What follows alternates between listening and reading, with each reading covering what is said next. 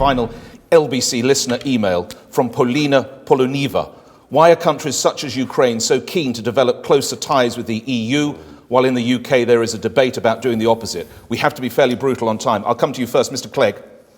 I think Paulina makes a very important point. It was very moving to see those people demonstrating for their freedom, demonstrating for their rights, some of them dying for it, in Kiev. And what we've seen in the European Union, despite its flaws, yes, it needs to be reformed, is you've seen a number of countries that were under the communist yoke in Central and Eastern Europe becoming democracies because they've become part of the family of nations within the European Union. You've seen a number of dictatorships in the south of Europe that have become part of the European Union and have become democracies, having been fascist dictatorships. And that, I think, is one of the things we can be proud of, because it was the British governments that pioneered the enlargement of the European Union, so we'd have more peace, more democracy and more rule of law in our European neck of the woods. Mr. Clegg, thank you for being so brief. You must respond as well, Nigel. We should hang our heads in shame.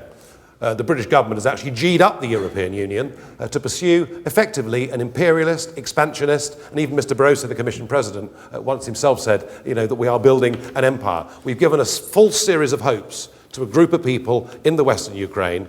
So G'd up were they, that they actually toppled their own elected leader.